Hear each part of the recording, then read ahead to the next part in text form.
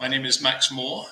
I am the Communications Director for BT and have been involved in cryonics actively since the mid-1980s. Our guest today is a very special guest, Dr. Emil Kendziorra, who is the leading force behind Europe's Tomorrow Biostasis and the European Biostasis Foundation. I won't go into the detail on his background because it's a very illustrious one, and he can certainly mention anything of relevance to what we're talking about, but let's get straight to the substantive issues. So thank you for being here, Emil. Appreciate your time. No, absolutely. Thanks for inviting me. Yeah. So the first question is, a major reason for you, I believe, to switch from anti-aging to cryonics is seeing a lack of progress in the anti-aging field. Do you believe that any existing treatments or practices are likely to extend people's lifespan by more than a few years? Depends on what you mean by more than a few years. So I don't think they will do many years, right? Like I would be highly surprised if anything that is currently being researched adds more than, let's say, 10 years of maximum lifespan. So that would be a big surprise, and I'm happy to bet against it. I think like a couple of years, like 3-4 years, maybe, with a combination of things, right? The second problem, of course, being that we don't know which ones are the right ones. But I'm pretty sure that, 30, 40, 50 years down the line, we will probably know that these three things together would have done a couple of years. So I think there's a good chance of that. But more than that, I'm extremely cautious.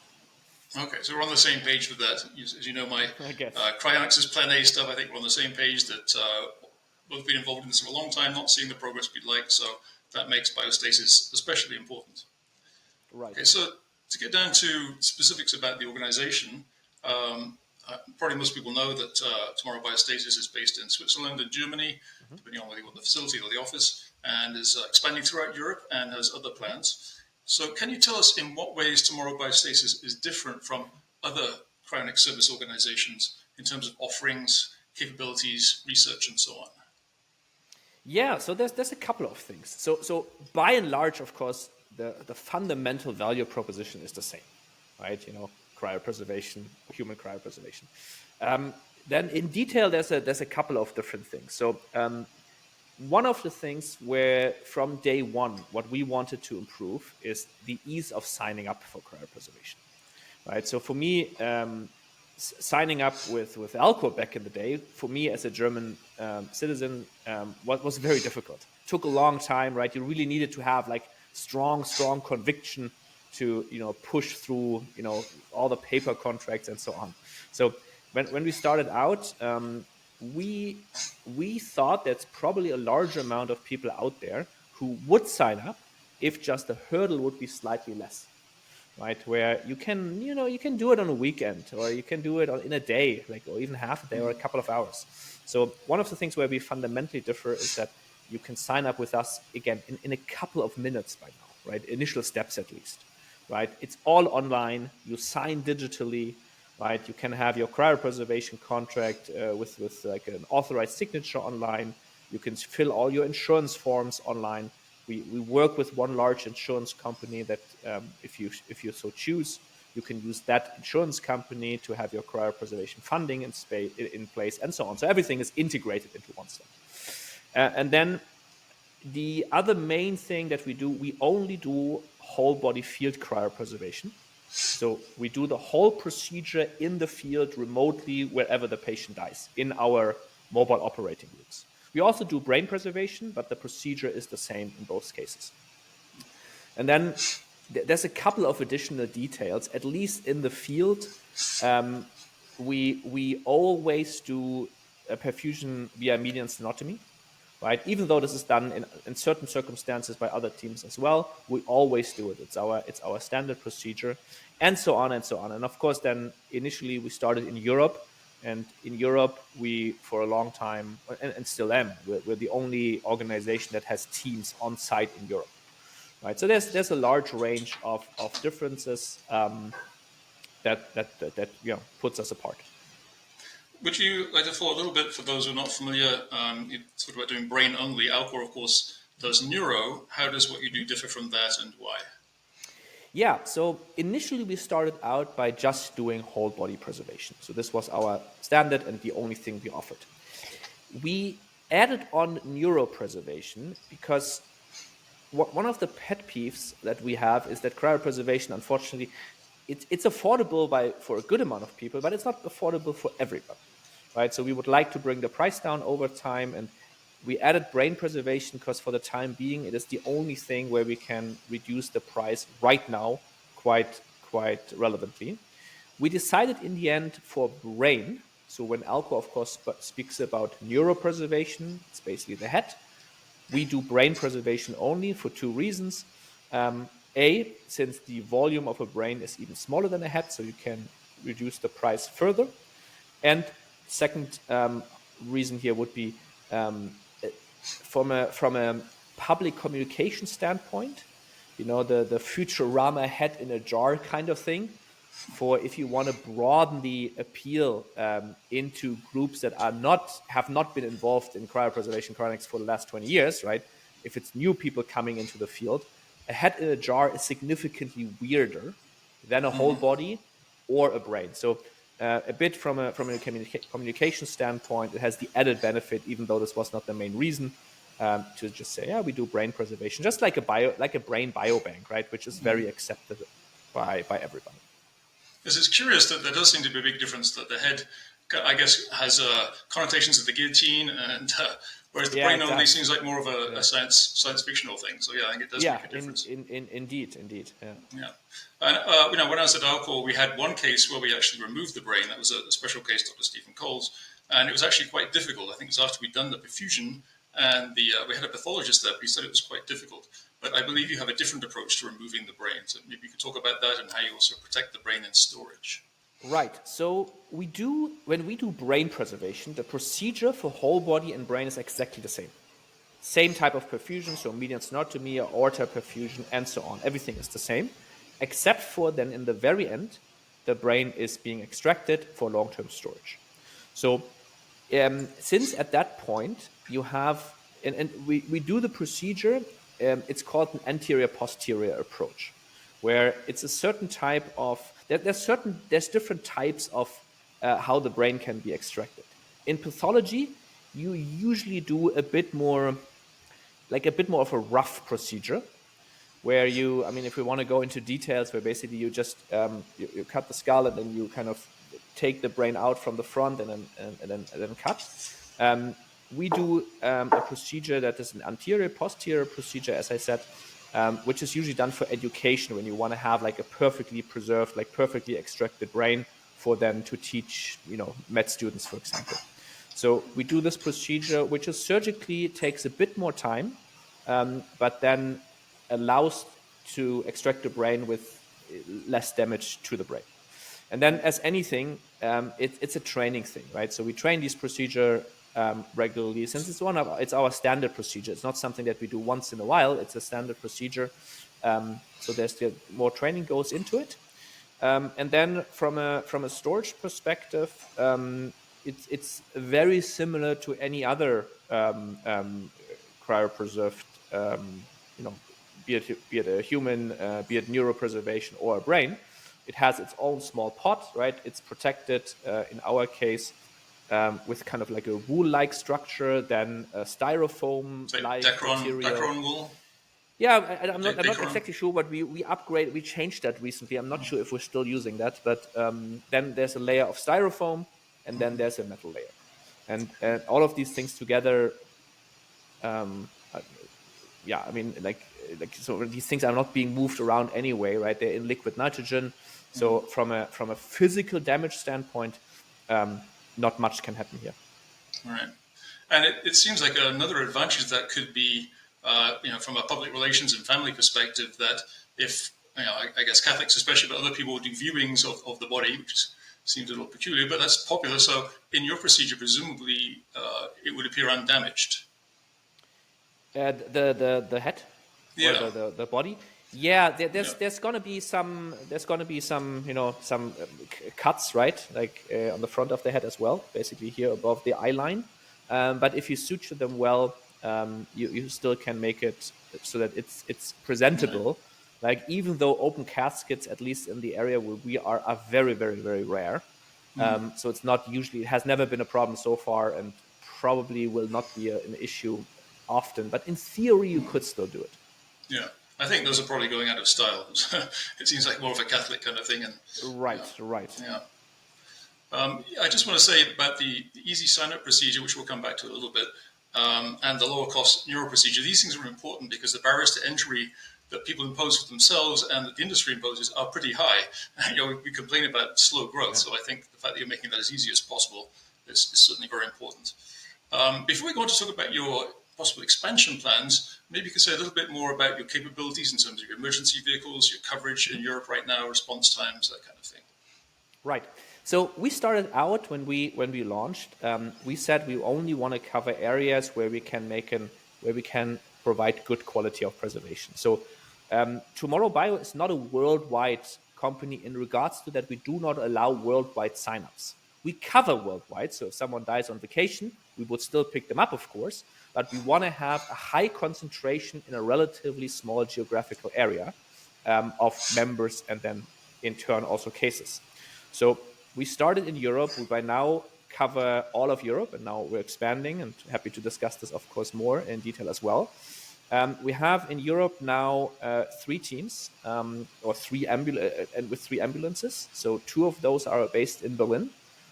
One is in Switzerland, and then we have partner teams in other countries. Partner teams are usually volunteers for emergency, for the first step. We would not let them do perfusion, but they can do the initial cooling steps, right?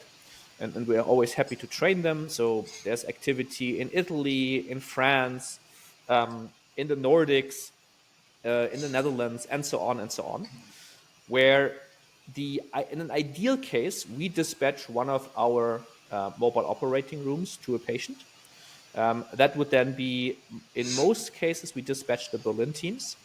2 ambulances, as I said, we usually dispatch 5 people. 1 doctor, well, it's usually 2 doctors, but at least 1 doctor.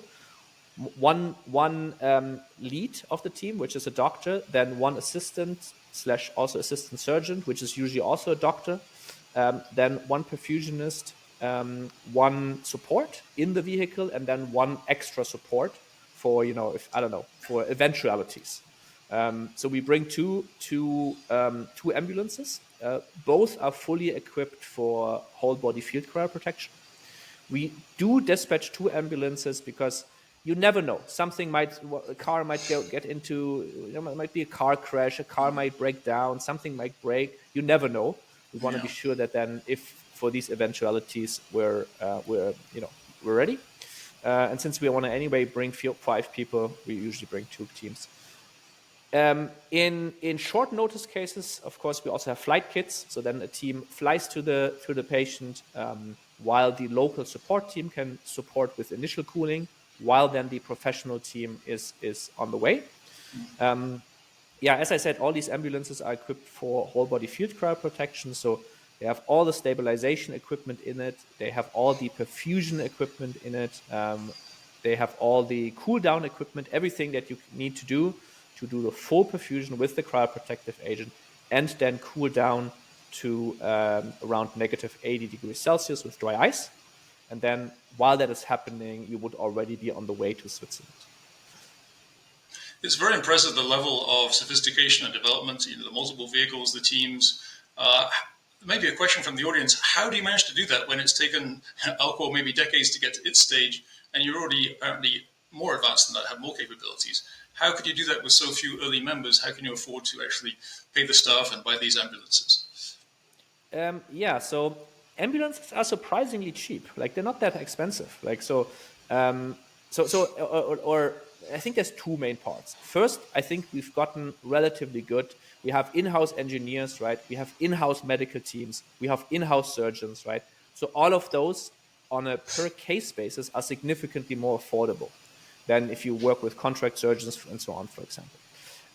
Then we usually hire people who are willing to do, while they're on the downtime, we're willing to do other things. So, for example, Rishi, one of our surgeons, right? He also does he helps the engineering team build new stuff, design new things, outfits the ambulance, and so on. So we have these overlap positions because, of course, no organization has enough cases yet to to have teams like, every day of the year they're on cases.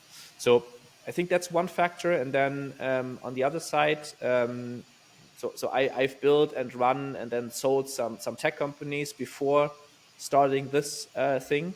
And some of that money went into starting this organization now, or these organizations, if we're more precise. And then we have been relatively successful convincing and engaging wealthy and like high net worth and ultra high net worth people to support that mission, right? By donation, by supporting with money primarily. So some of that money helped us, build all this infrastructure. It's really remarkable that you were able to do that. Something like Cryonics, which is very hard to raise funds for, as we know. So it's very good that you do that. And I'm sure it helped that you have a background of building companies and selling them. I understand from something you read on your website, Tomorrow's website, that you're not planning on starting any more companies. This is it. No. This is your life's work now. Is that right? Yeah. It was like, even though the plan was always that, not necessarily Cryonics, but longevity, right? Mm-hmm. So the other companies before I started. So when I graduated from med school, so I'm a doctor by training as well, right? And then did a lot of cancer research because I wanted to go into longevity. The reason why I started tech companies is not because I wanted to run tech companies per se. The reason was because I didn't find something back then that I felt like has high impact in the field of longevity, right? And when I say longevity, I don't mean like living healthy until 85 and then dying healthily at 85. I'm meaning living significantly longer, just, since the word longevity has lost a good amount of its meaning now. Right. And then when I looked again at the field while I was running my second tech company, I still didn't find there's anything that has high impact. So based on that, I decided for cryopreservation. And cryopreservation now is different, right? These organizations, they're not stepping stones. These are the organizations that, well, ideally I would like to run them and grow them and make the quality better until, well, unfortunately, I will be cryopreserved probably for a bit, hopefully. So yeah, they're very mission-driven organizations, very long-term, with very long-term planning and so on. Okay.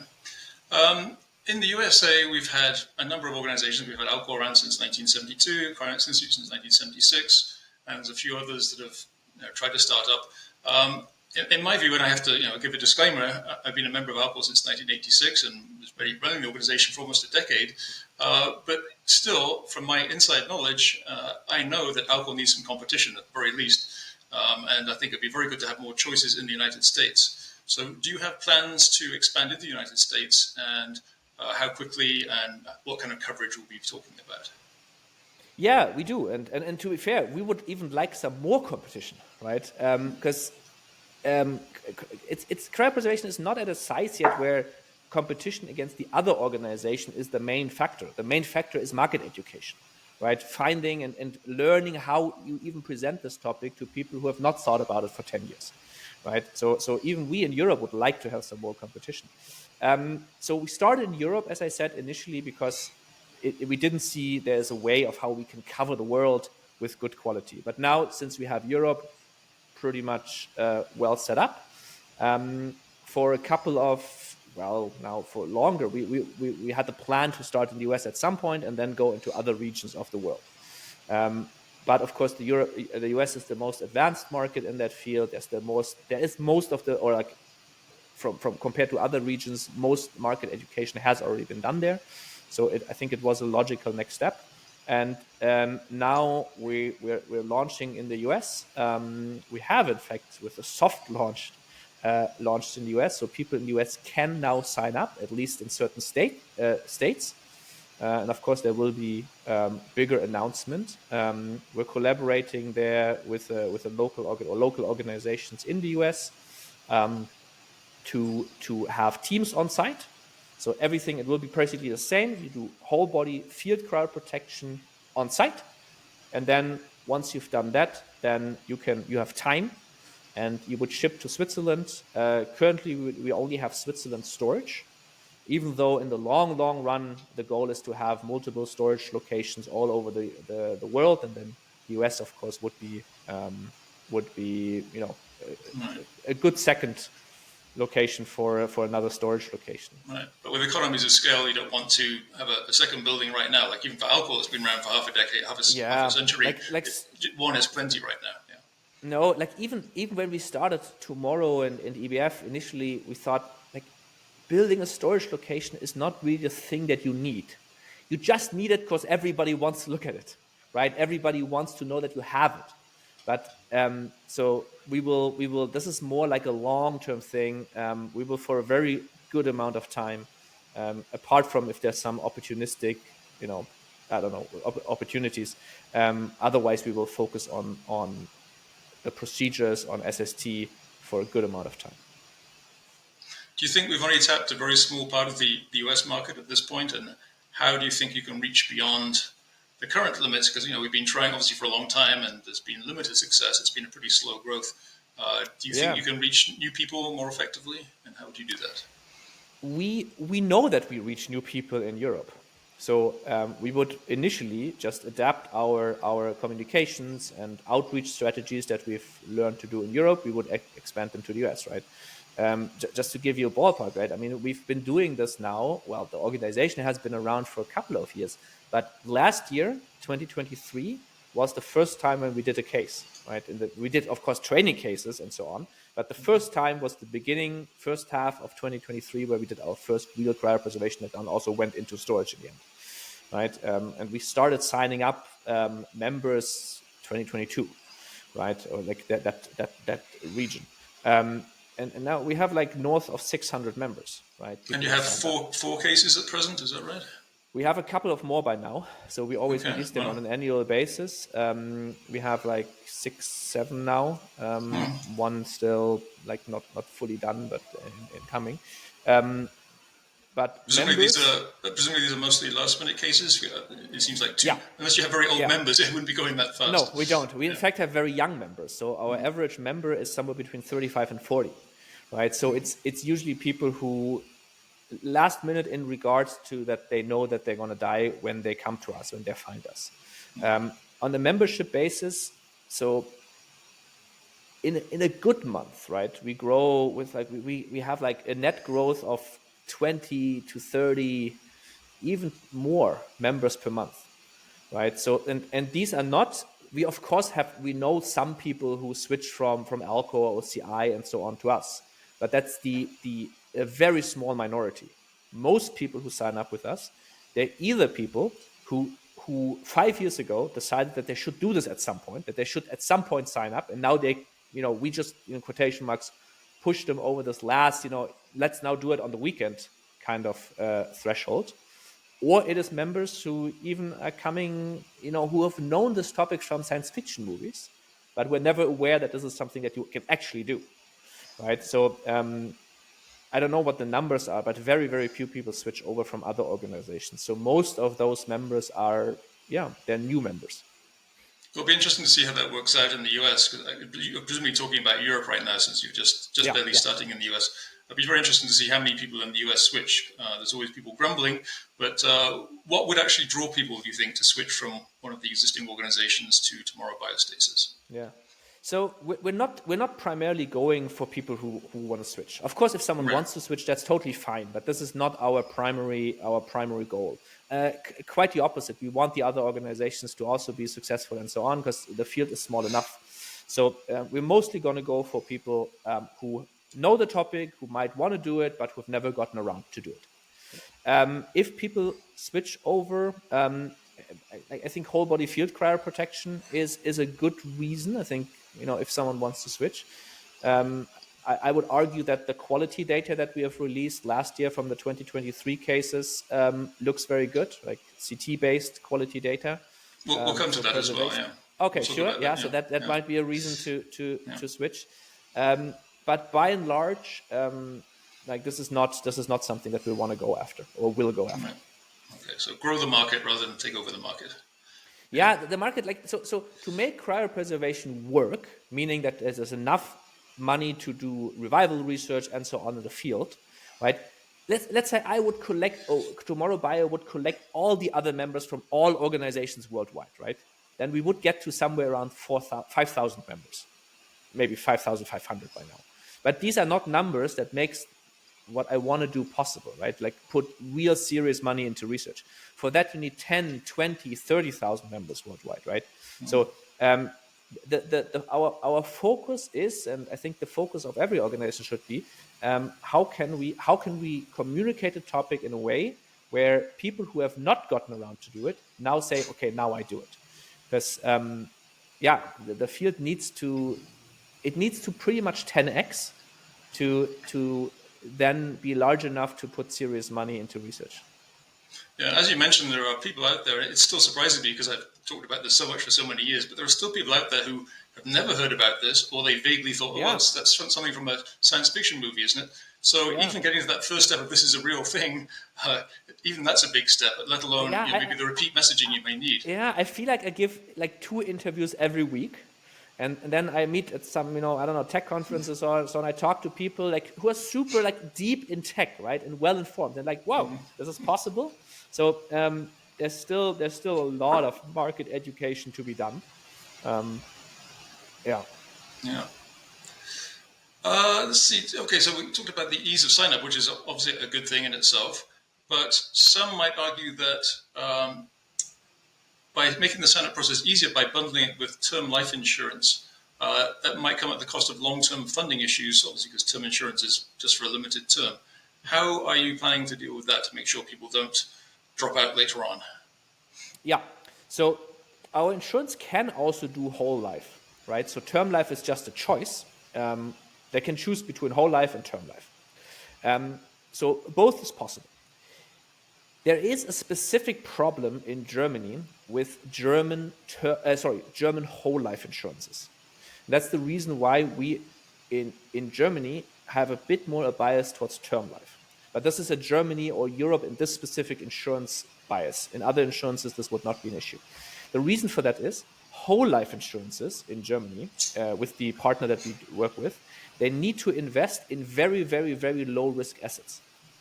So, and the problem now is if you now, between 30 and 40, which our average members are, and now you put money into a whole life insurance, which invests in very, very low risk assets, then you underperform the market for the next 40 to 50 years, right? So, and this is a legal limitation of German whole life insurances. So they're just horrible financial products. And in most European countries, in fact, I'm not aware of any where this is fundamentally different. There might be some, but in most countries it is like that. So in Germany with that insurance, it's better to take a 30-year whole life. We then do a 30-year term life. We then do a lot to inform people that this is not their, do and forget funding method.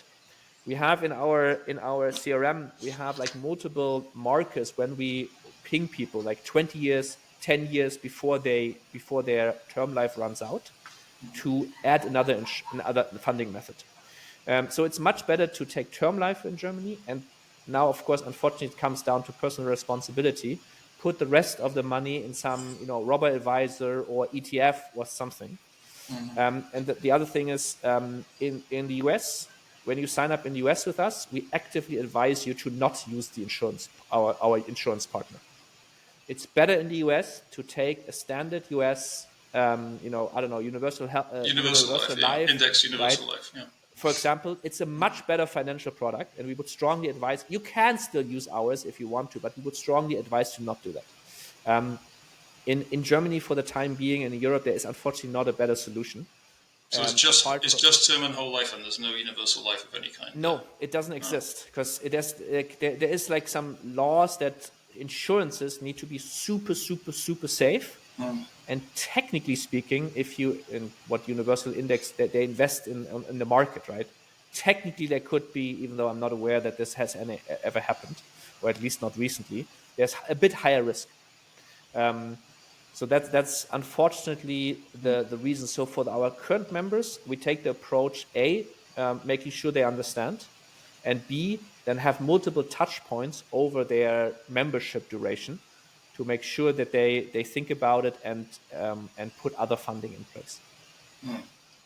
Is it possible for European members to take out US insurance with the the new other alternatives here? It's not easy, unfortunately. Like, so usually taking insurance in other countries, the insurances don't do that because KYC, know your customers, and AML, anti-money laundering, is very difficult for them. So these Currency risk as checks, well, I guess. yeah. So it's Yeah. not easy. It's possible there are some insurances that do allow that, but it's not an easy approach, Yeah. unfortunately. And you actually have to come to the US to sign up to get the blood draw in person. That may be a requirement too. Yeah, our insurance can do up to 400K without any physicals, at least in a standard path. But I think in the US, in a good amount of cases, you do need to do that. Right. One of the good things about, I mean, I'm not really a life insurance fan, particularly because it's not a great investment, although some of them are a little bit better. But as you say, it does require personal discipline.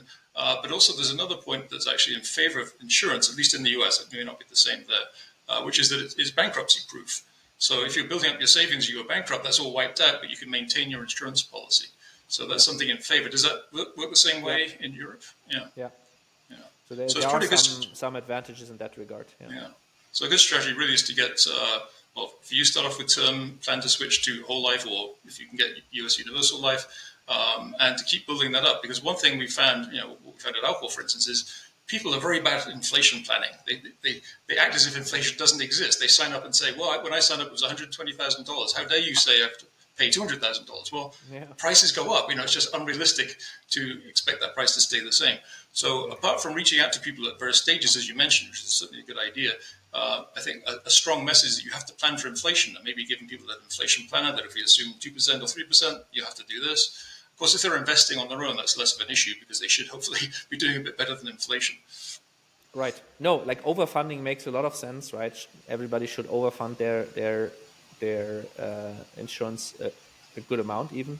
The other, I still have not lost hope that you can actually grow this market significantly, that inflation to a degree can be counteracted by scale. Even though, of course, historically that has never been proven, so that would be a new effect. And then, last but not least, in Switzerland has comparatively always a very, very, very low inflation. So, and of course, it's cryopreservation specific inflation, right? CPI does not matter fully. It's basically liquid nitrogen. It's cost of building, which is kind of CPI-like, and personnel, of course, is pretty close to CPI. But nevertheless, due to Switzerland having very low inflation, there's some effects that counteract this necessity to plan for inflation, but it doesn't negate it. So you definitely need to plan for inflation. Let's talk about the patient care trust. I know when we were discussing Tomorrow Biostasis early on, I said, well, one really strong thing about Alcor is the patient care trust fund. Whatever else is going on there, that's very important.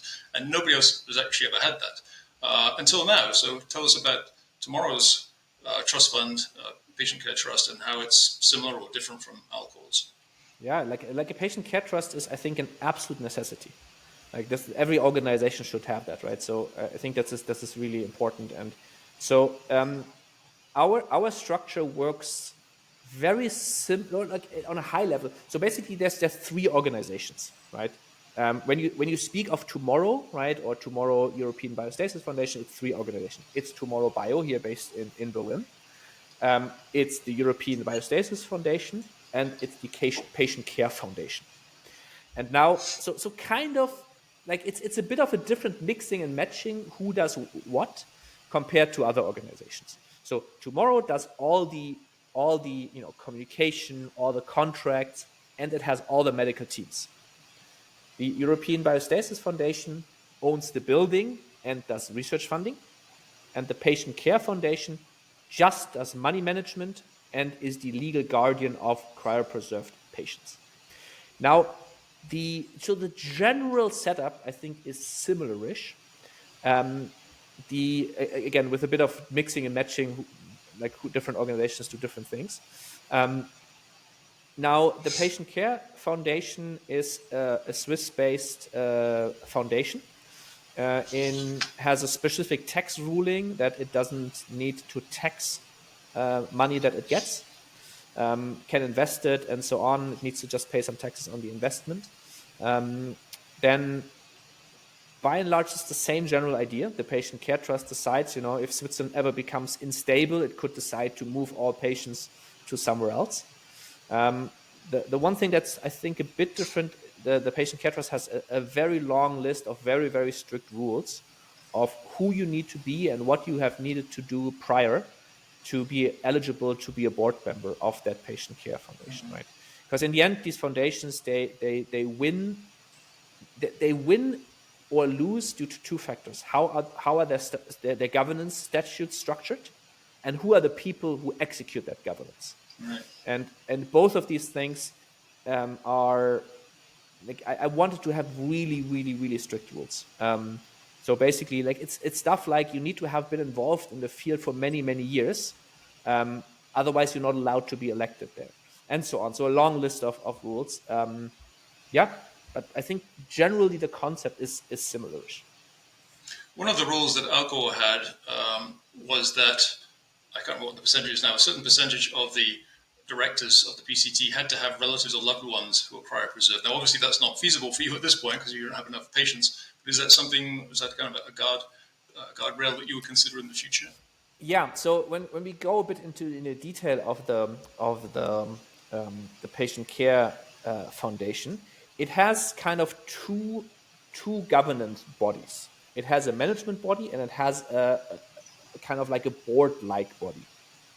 And the reason why we did it like that, one of these two bodies needs to have patients in it once we have needs to have relatives of patients in it once a certain amount of patient numbers has been reached. And the other government body does not allow, no one is allowed to have a patient, a relative in the patient stand.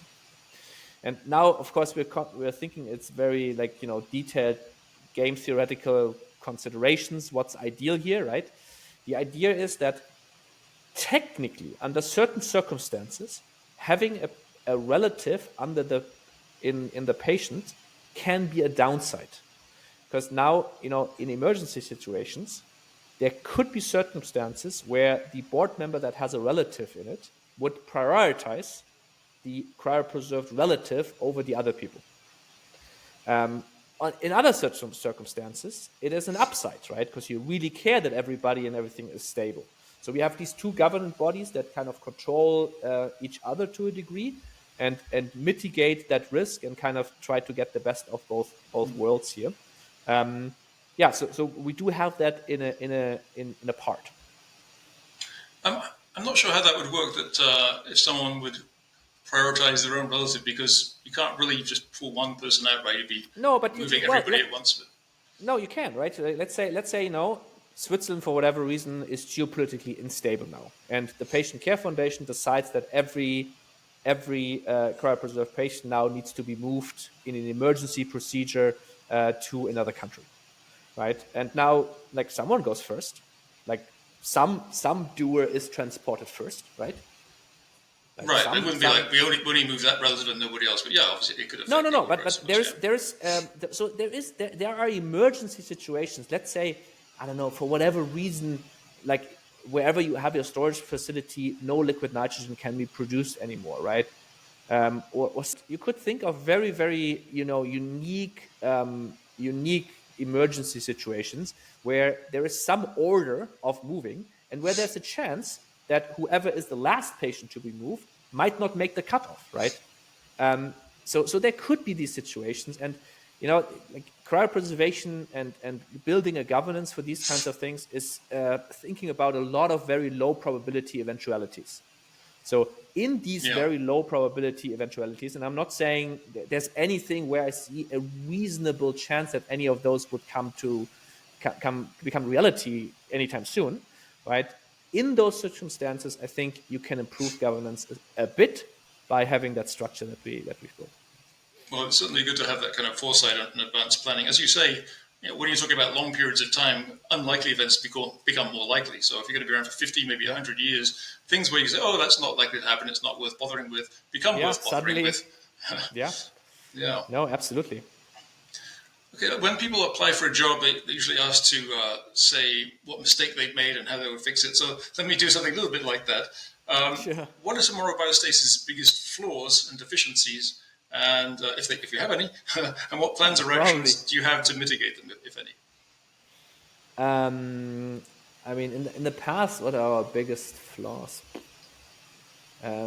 I think we could have been. I think we could have figured out how to communicate the topic faster. I feel like we're always too slow, even though we might be like other people might say we move fast, but like I have this. Like I kind of want to be. I want to be faster. Um, I think we could have. So in the very beginning, we made some rounds You've of frozen setting again up. on my end. Hopefully you can still hear me. I can There hear we you go. just fine. Yeah. Okay, you're No, back again, I can yeah. always hear you just fine. You could have out of Surprising. focus, so I guess your bandwidth might be dropping. But it's anyway doing this asynchronously, so it's uploading Yeah. even on my side locally. So I think it should not be an issue for the recording in good. the end. Okay, so let me say that again. So in the very beginning, we just started the organization out as just one foundation.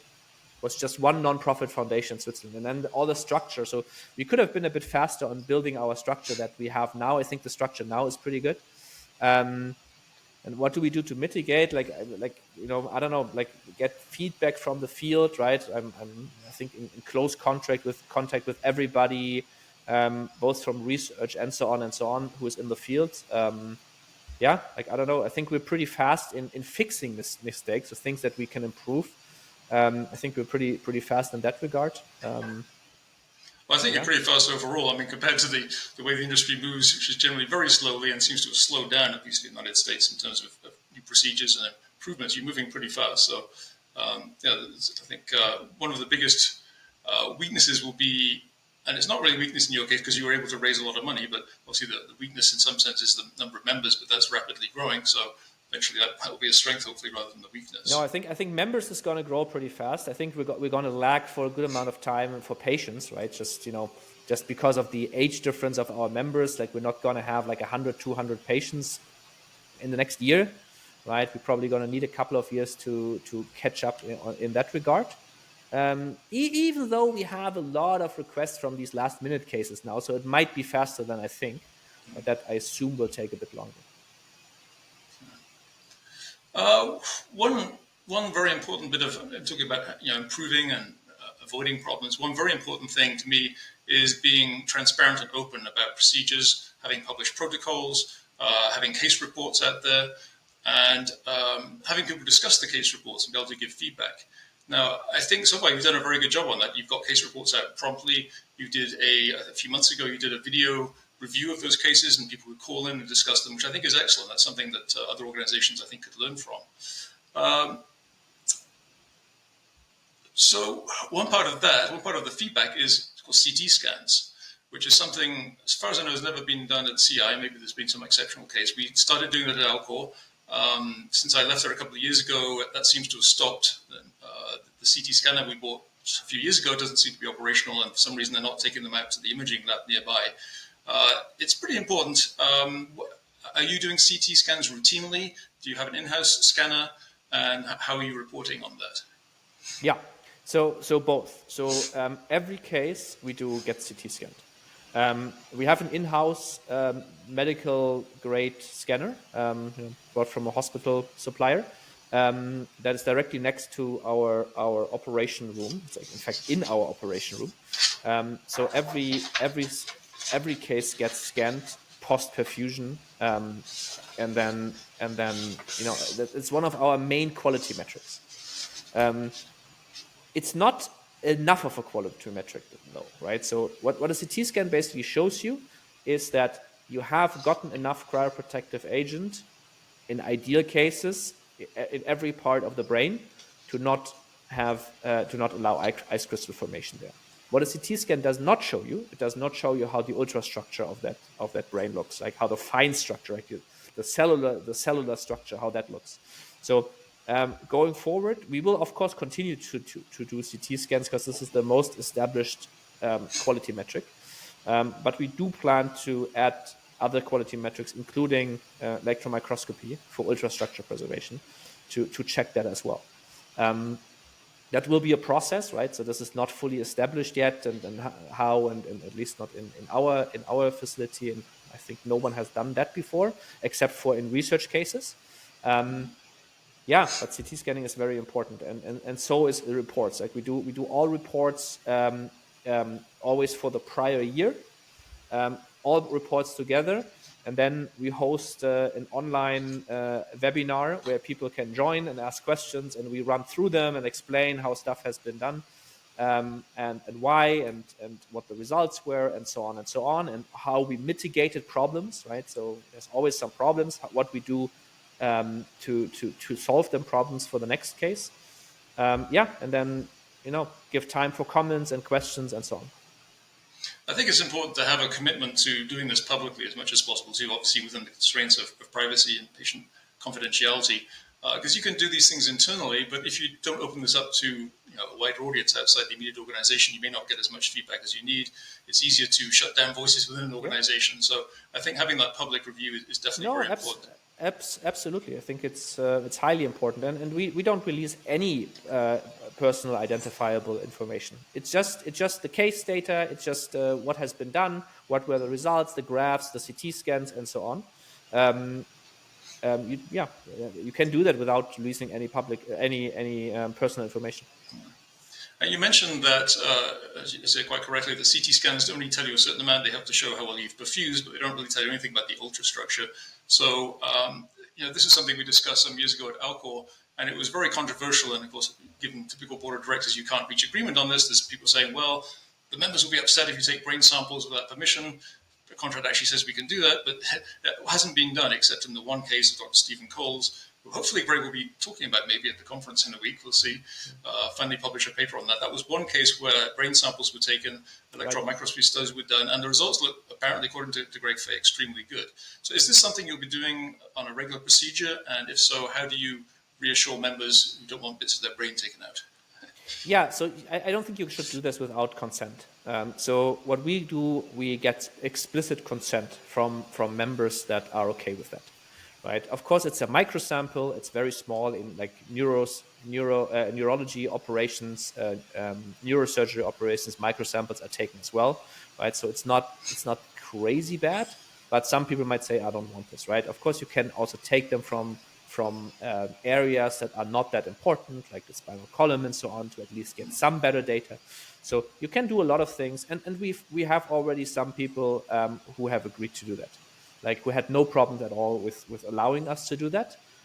So long story short, no samples are being taken from anybody without them giving explicit consent.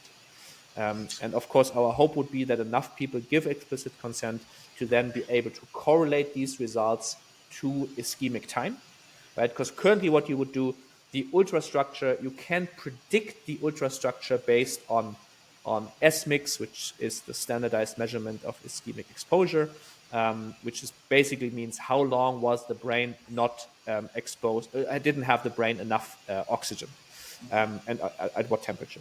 So the hope would be then, if you have enough samples, you can correlate that to procedures, and then you don't maybe need to do it for everybody to get a good understanding of how the ultrastructure would look in a good amount of cases.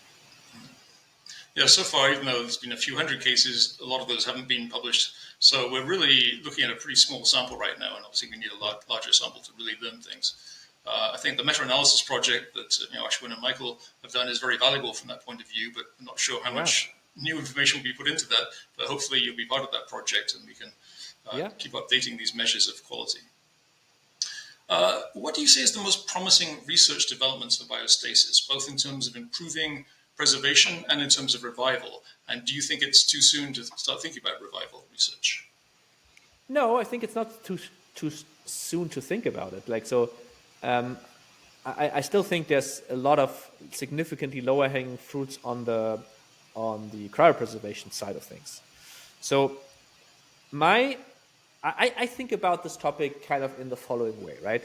So I kind of have these three buckets of how we think about it. So one is very tangible, low-hanging fruits, stuff that you can do right now and that helps the next patient who is being cryopreserved, right? So the biggest topic here would be how to handle ischemia better. In every cryopreservation case, there's a certain amount of ischemia. A certain amount of time, the brain was not supplied with oxygen well enough. right? And on average, there's a relevant amount of ischemia. For logistical reasons or for, mostly for logistical reasons. And then also, of course, procedure reasons. So one of our core research projects over the last couple of years and also going forward is, assuming we have some amount of ischemia, because on average you do have that, how to adapt the procedure in a way to mitigate that effect of ischemia as much as possible. So these low-hanging fruits, even though ischemia handling is not technically low-hanging fruit, but it is something, if you would find a solution right now, or you have an idea that works in the lab, you could implement it and it would directly help the next patient. That also includes surgical procedures. We do nasopharyngeal cooling, right, which increases the cooling rate, and so on. So these kinds of things. The second thing would also fall under that category is logistical improvements. Having more teams, having hospitals that you partner with, and so on and so on. Then the second bucket is stuff that would be breakthroughs, that like not necessarily revival type breakthrough, but like stuff that would really change the game, like better cryoprotective agents, like a cryoprotective agent that is less toxic, still a good glass former, that is well perfusable, right? And not so too on. expensive. Not too expensive, yeah. Right? For Stuff whole body like especially. Cryoprotective agent with blood-brain barrier modifiers, so that under low ischemic conditions, the cryoprotective agent gets out from the vessels into the tissue where you actually need it. Because normally the blood-brain barrier under low ischemic conditions stops at least parts of the cryoprotective agents from getting into the tissue. It goes slow. These types of things. So this would be the second bucket. Things that would really change the game. And just a comment on that briefly. Another reason for doing the blood-brain barrier opening is that it enables you to get better electron micrographs images, right? Otherwise, you're going to get these very dense images that are hard to interpret, and people won't be very impressed with them when you're talking about brain preservation. Yeah, no, absolutely. And then the last bucket would be like this stuff like revival. Like not of a human, of course, anytime soon, but some organism that is larger than C. elegans, right? And ideally, of course, a mammal, like a rat or a mouse. I don't think this is something that is like super like close around the corners. There might be some technology that it's kind of a Hail Mary. Maybe if all the pieces fall into place, maybe this can be done hopefully sooner than we think, but this is still pretty far out, I think. But nevertheless, I think it makes sense to put some amount of resources and time into it. But I would say currently it's maybe, in our case, maybe 5 to maybe 10%, but not that much. Like most of our focus, our overwhelming majority of our focus is improving cryopreservation technology, taking people into cryopreservation, and not yet what would be possible or what would be needed to take them out. All right. Yeah, you mentioned logistics improvements. That sounds like a kind of a boring, dry thing that's not very high tech, but it's actually extremely important in cryonics. Super important. Yeah. You've got to get to the people as fast as possible. It seems to me with revival technologies, a lot of that will happen regardless of us, because people are going to want to do tissue regeneration. Not regardless of biostasis, they want to have tissues regenerate, organs regrown, and obviously anti-aging. So a lot of that stuff will probably happen regardless. But we may need something more sophisticated. But at least we've supported Robert Freitas with his nanomedicine book and his biostasis revival. So that's and he of course has several hundred research projects he lists at the end of the book that we could tackle as well. Yeah, and that's these kinds of things are, for example, super meaningful things in that field, right? Because you can point to something, you can show a plan, you can even start executing on part of that plan, right? But I think the attention, the focus should still be very much on cryopreservation. Let's talk a bit about ITS, intermediate temperature storage. This is something that, again, when I was at Alcor, some people wanted to do this. Personally, I wasn't convinced it was that important, but I thought that's something we should offer, but we never managed to do it for various internal reasons. Is that something you're going to offer, and what's the costing on that compared to a standard form of cryopreservation storage? Right. That's something that is coming up. So we have a prototype that is currently being developed with one of our partner labs. That should be done this year. So it should be delivered to Switzerland sometime this year. Then we would test it, and once that technology is sufficiently tested, then we would go and offer that. What it will cost exactly is not yet totally clear due to two factors. Well, the prototype doer with this ITS technology was very expensive. So the question is, how much can you bring the cost down to build these doers? And then the second question is, how high is the liquid nitrogen consumption? The liquid nitrogen consumption is likely higher than with an immersion doer, but the question is how much. And then last but not least, it might require more maintenance. It might require more time from the personnel, which altogether will bring the cost up. How much? I don't know yet. But we will then, once we have that data, we will offer for people to sign up for that or switch. And if it is possible that or for the case that it's not that much more expensive, we might in the future go towards just doing ITS, that ITS becomes the standard. But it's too early to say. Now, with these ITS designs, generally the idea is that if they fail, they should fail downward. In other words, rather than the patient warming up, they go down to liquid nitrogen temperature. You would lose the benefit, but you wouldn't lose the patient. But how important, in your view, is it to avoid the kind of cracking this is intended to avoid? How effective do you think it is, and how much does that matter in terms of eventual repair? Yeah, so I think in relative terms, it's less than other things. So it matters less than other things probably. So it probably matters less than reducing ischemia. It like just directionally. The reason for why I think ITS development still makes sense, because ischemia under certain circumstances, it's outside of your control, right? It's up to the hospital. If the hospital doesn't cooperate and if the hospital doesn't hand out bodies at 3 a.m. in the night, right, then like what are you going to do about it, right? There's very little that you can do. Whereas ITS, the question of ITS or immersion comes at a time when pretty much everything is within your control, right? So it might be not compared to other things. Other things might have a higher impact on chances of revival, even though it's very tough for me to say that in like how much higher. But I think due to the fact that it is within your control, it still makes sense to do it. Okay. Well, since Tomorrow seems to be very open to exploring new procedures, like whole body field cryopreservation and so on, one thing that has been discussed in the last couple of years is in thinking about the different situations when you get patients, the different levels of ischemia, there's some interest now in a combination of cryopreservation and chemical preservation, which goes by the somewhat awkward name of vitrifixation. Is that something you're considering offering, and in what kind of circumstances? So we do this right now already. So this is under certain circumstances. So when I think about cryopreservation procedures, I think it's not a good idea to say we have this one procedure and we only do this and we never go away from it. Like we never change, right? More so, I imagine that down the line, the specific procedure will very much adapt based on how much ischemic equivalent you all have, right? Warm and cold ischemia. So under certain circumstances, you pretty much cannot perfuse with cryoprotective agent anymore. Or if you would, you probably would do more damage than good. So at that time, historically, basically people did a straight freeze. Just everything's frozen. But of course, the damage of straight freeze is relevant. So under certain circumstances, it is probably better to just switch to immersion vitrifixation, where you would do a chemical fixation first to stop the time. Chemical fixation you can do pretty quick because the chemical fixative diffuses very quickly, and you could even perfuse it or cannulate the ventricles to have inside and out and so on. So you can do a couple of things. And then you do immersion-based cryoprotection after. We had some brain cases where we just completed that. So actually one of the case reports that you see from last year is an ongoing immersion vitrifixation case.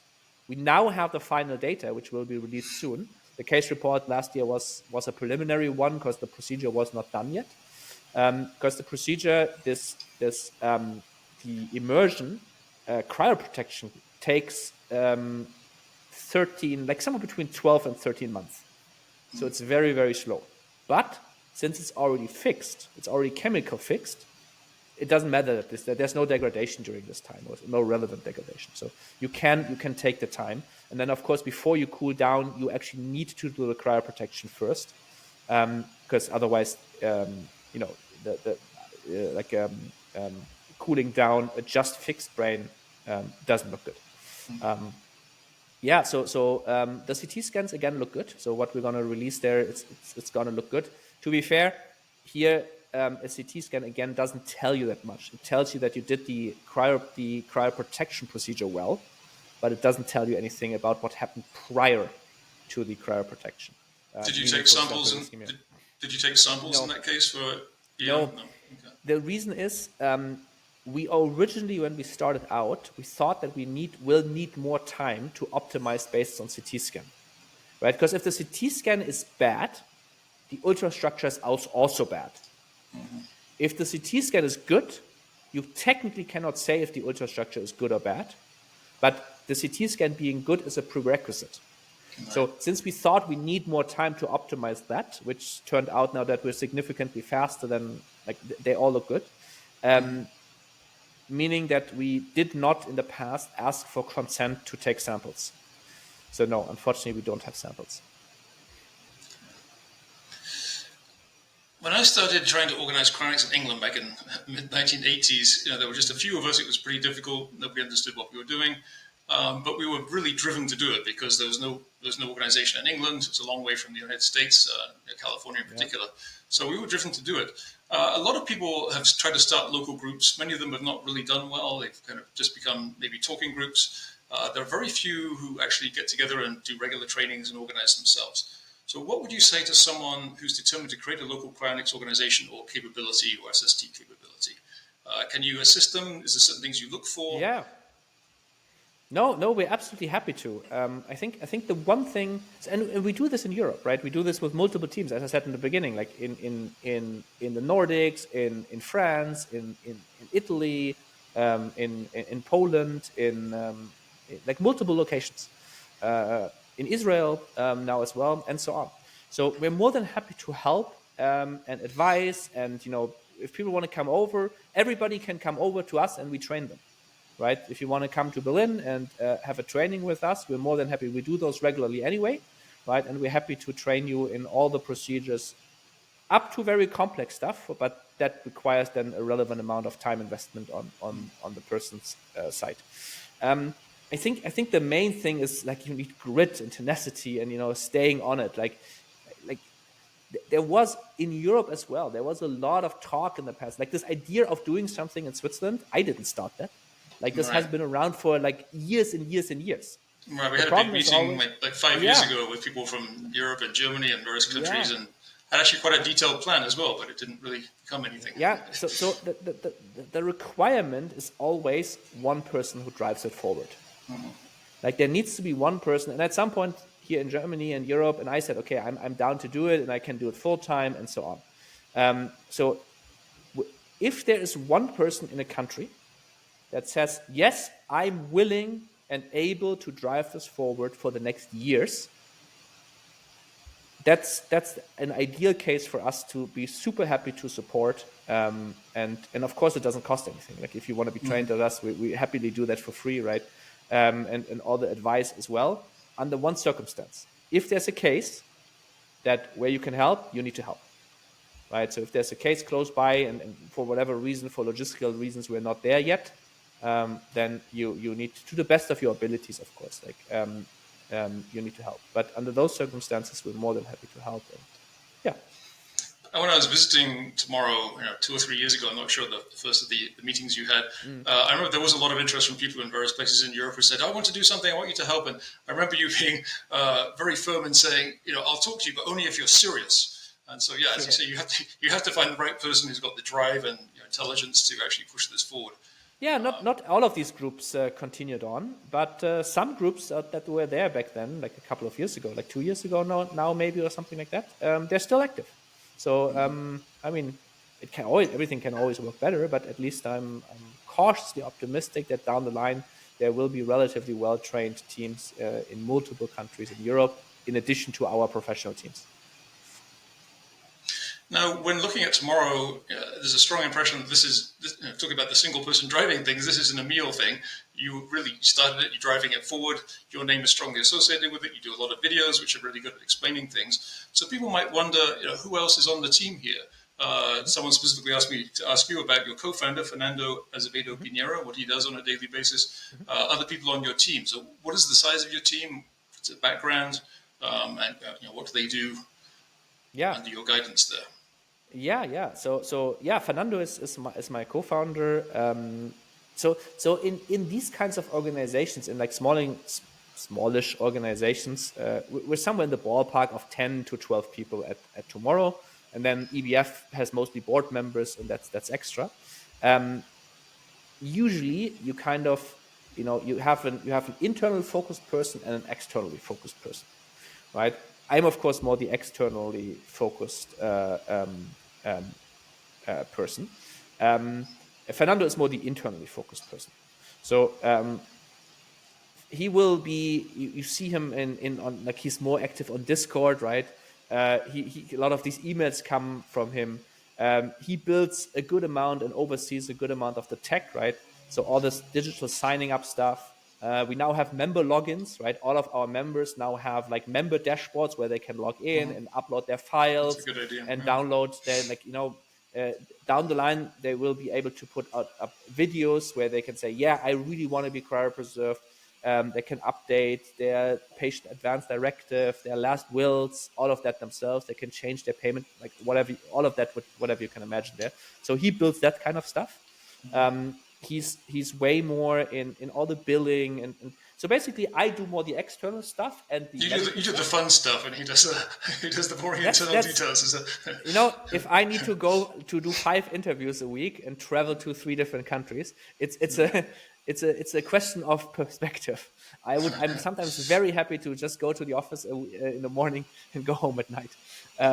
So that's yeah. So we work very closely together while I'm more focused on external and medicine and research stuff. And he focuses more on operations, communication, and all of that stuff. Yeah, and apart from that, we have we have in some of those videos, Rishi. Some of you might know one of our doctors, right? We just hired another EMT. We have Thomas, a perfusionist, right? We have Felix, who runs our marketing. We have Alessa. We have Sako, who some of you might have also seen in videos, who runs engineering. We have Jeb. We have William, who some of you might know from customer emails. He takes care of all the customer care. We have Fiorella. So a broad set of people, basically in, I would say, like 3 or 4 big groups: engineering, medical, like logistics, internal communication, overhead, and so on, and communication and outreach. So that's a very good number of people, a lot of staff to have at this early stage. That's encouraging. Yeah. Let me just go back a little bit to one point I meant to ask about when we talked about vitrifixation.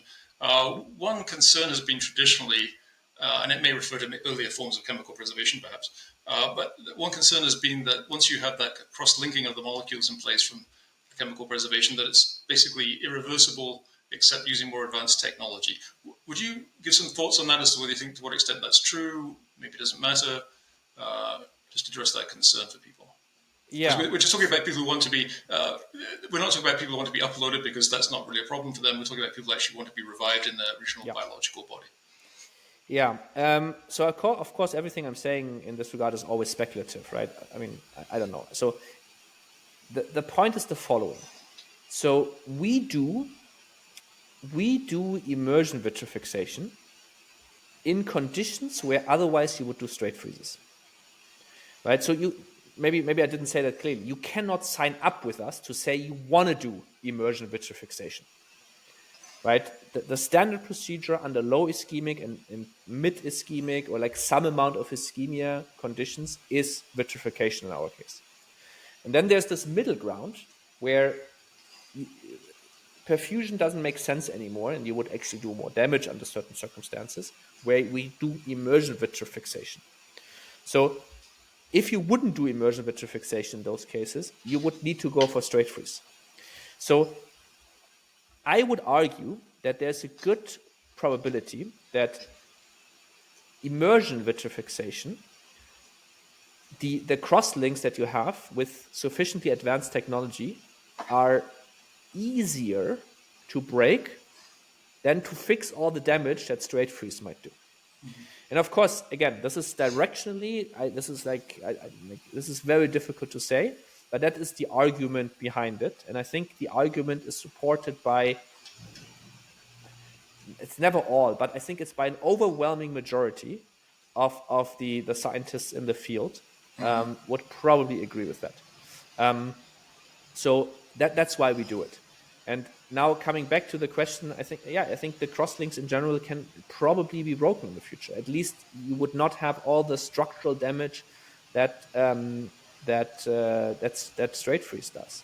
Yeah, it would be surprising if you couldn't cleave these bonds, but you could do detailed repair of the tissues. It seems like if you have that capability, then breaking the bond should be fairly easy by comparison. Exactly. So I think that is the core argument here. So yeah. Just to clarify one point, because you talked about middle cases, so it sounds like you're saying basically you don't use this procedure, emission fixation, in a case where you'd otherwise be a straight freeze. Are there any cases where you might use it if there's going to be a very long transport time or your vehicle is not available? Are there sort of in-between cases where it wouldn't be a total straight freeze, but kind of dubious? Or is there a pretty clear line in your view? No, there's no clear line. This is like the line is an active research line that might very much move. So basically, we do vitrification with perfusion, immersion vitrifixation, straight freeze. There are certain circumstances where even probably immersion vitrifixation takes too long and you don't want to drop the temperature immediately. Or immersion vitrifixation is not logistically possible, right? Because there might not be a team on site and so on.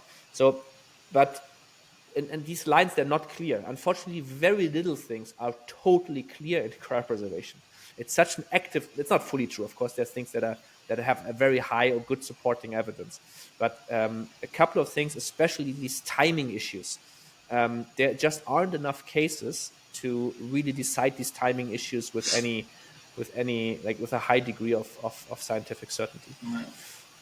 Small numbers again, yeah. Yeah. Okay, we're coming towards the end. So I wanted to ask about the quality and reliability of the Tomorrow Biostasis app. Now, one of the big challenges, of course, in talking about ischemic delays is getting notified quickly when the body fails. I'm never quite sure what to say. I don't want to say when they die, but when they clinically die, we want to know about that as quickly as possible. And there's been some very interesting developments in terms of smartwatches and systems. So, and I know that I think Cryonics Institute has a very simple one that basically just tells you who to contact. Alco has a check-in one, which checks in every 24 hours, which is better than nothing. What does your app do, and how well do you think it works, and what do you see in the future for that? Yeah, it's an alpha version. So, like, if someone wants to be an active tester, they can use it. But we would definitely not recommend this in like trusted or anything like that. So it's in active development. In fact, if someone is a React Native developer, we're happy to have some people join the project. So reach out. So the app, basically what the app does, it is a time-based system. So it's a Deadman switch, basically, timer, that then has so basically it's a server-sided Deadman switch that if it's being triggered, it sends out last known GPS position, documents, and so on to emergency contacts that the people themselves can put into the app. And now there's a certain different types of triggers that reset the Deadman switch. One is just time-based, meaning you need to click a button, right? One is smartwatch or Oura Ring based, like anything that gives you pulse data. In fact, we use movement data as well, and other Apple Health and Google Fit data that resets the Deadman switch on the server. But I would not currently use it. How do you deal with people taking the device off and on? Is that a problem? That doesn't think you're dead just because you're taking your watch off? Yeah, so it is. It's like false positives and false negatives are absolute problems, and I think that will take a good amount of time to iron them all out. So when the app on the phone on the client side detects a problem, it's not sending an immediately emergency signal out. So there's an escalation, like a cascade of escalation. So first it turns on an alarm and says, "Are you fine?" Right? Then it sends you a text message, so there's multiple steps before an emergency signal goes out, which can mitigate that to a degree. Yeah. Well, final question, well, you can certainly add any additional thoughts, is thinking about fundraising. We've been working together on doing some fundraising. It's very difficult. You've been very successful in raising funding for Tomorrow. But in terms of research, what are the difficulties in bringing in funding for that, and what do you think the prospects are in the next few years? Given the whole increasing talk about life extension, can we ride that wave? Yeah. No, like so. For context, Max, Ashwin, and I, we started the Biostasis Development Fund, basically an organization that is there to fund new research in the field as an independent, non-related to any of the organizations that we might be involved in. Funding is, so it's indeed very, very difficult to raise funding for this field, right? And so we've been relatively successful bringing in new people who've never funded anything in cryonics before to be interesting enough in the field to say, at least I give some money. Usually they give very small amounts, like 25,000, 50,000, 100,000. So these $1 million people, we don't have many of those either. We have some large-scale supporters on the side of the European Biostasis Foundation, and we're very grateful to them. But on the Tomorrow side, what we currently do, we find a lot of people who give small amounts. Mm-hmm. And I'm not saying, of course, 50,000 is not technically a small amount, but for research, unfortunately, it is a small amount. Like research, unfortunately, is always extremely expensive. We have some larger funders, but by and large, it's like smaller tickets put together. In the end, I don't think I have a perfect solution there yet. It's just a lot of work, a lot of effort, a lot of putting time into it to build these networks, talk to people, and then sometimes we have people who say, "Yeah, of course I want to put some money." It's an amazing thing. I have some of our members who, at the end of the call, they say, "Are you guys also looking for money?" I'm like, "Yeah, let's talk." But it's. I think, unfortunately, in this field, the fundraising approaches cast a very, very wide net, talk to as many as people as possible, and then some people say, "Yeah, I definitely want to. I'm interested. Definitely want to put down some money." Okay, well, I know your time is limited and I have to go soon. Is there anything you'd like to add? Anything we haven't talked about in terms of plans for the future, new developments? Any more details on the USA expansion? Yeah, like, so if you're in the US or any other country for that matter, in Europe or the US, and you're interested in signing up, feel free to reach out to us. Like, at least we're also, of course, happy to have a call. We have like a lot of people who take calls to just explain what we do, how we do it, and so on. So free to reach out. You can technically sign up in the US through our system as well, but we would recommend reaching out and understanding how everything works there in detail. No, apart from that, everybody who has cryo-procrastinated for the last couple of years, next weekend or like next days is a good time to sign up. No, but apart from that, I think we covered the topic quite well. Okay, well, I appreciate your time, Emil, and your very informative answers. And I look forward to seeing you a week from now in Miami. Absolutely. See you there, and thanks a lot for the invitation. Okay, thank you. Bye-bye. Thank you.